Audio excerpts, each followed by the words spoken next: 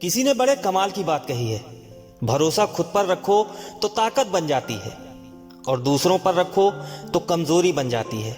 आप कब सही थे इसे कोई याद नहीं रखता, लेकिन आप कब गलत थे इसे सब याद रखते हैं। जो नसीब में है वो चलकर आएगा, जो नहीं है वो आकर भी चला जाएगा। जिंदगी को इतना सीरियस लेने की जरूरत नहीं है दोस्तों। यहां से जिंदा बचकर कोई नहीं जाएगा। एक सच है कि अगर जिंदगी इतनी अच्छी होती तो हम इस दुनिया में रोते हुए ना आते।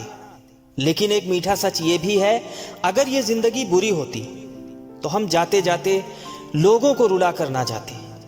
कुछ ख्वाहिशों का कत्ल करके मुस्कुरा दो, जिंदगी खुद ब खुद बेहतर हो जाएगी। जब जिंदगी में कुछ भी समझ में ना आए तो सब कुछ परमात्मा पर छोड़ दो। दोस्तों, यह कहानी है एक महान ऋषि की, जो एक छोटे से गांव में रहते थे। एक दिन एक व्यक्ति ऋषि के पास आया। उसने पूछा, मैं यह जानना चाहता हूं कि हमेशा खुश रहने का राज क्या है। ऋषि ने उससे कहा, तुम मेरे साथ जंगल में चलो, मैं तुम्हें खुश रहने का राज बताता हूं। ऐसा कहकर ऋषि और वह व्यक्ति जंगल की तरफ चलने लगे।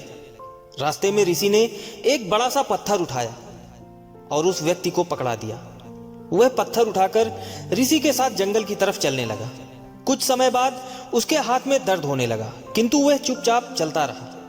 जब दर्द सहा नहीं गया तो उसने ऋषि को बताया, तो ऋषि ने पत्थर को नीचे रखने को कहा। पत्थर को रखने पर उस व्यक्ति को बड़ी राहत महसूस हुई। तब ऋषि ने कहा, यही है प्रसन्न रहने का राज। व्यक्ति ने कहा, गुरुवर मैं समझा नहीं। तो ऋषि ने कहा, जिस तरह इस पत्थर को 1 मिनट तक हाथ में रखने पर थोड़ा सा कष्ट होता है, अगर इसे और ज्यादा समय तक उठाए रखेंगे तो दर्द बढ़ता जाएगा। उसी तरह दुखों के बोझ को जितने ज्यादा समय तक उठाए रखेंगे उतने ही ज्यादा हम दुखी और निराश रहेंगे। यह हम पर निर्भर करता है कि हम दुखों के बोझ को 1 मिनट तक उठाए रखते हैं या जिंदगी भर।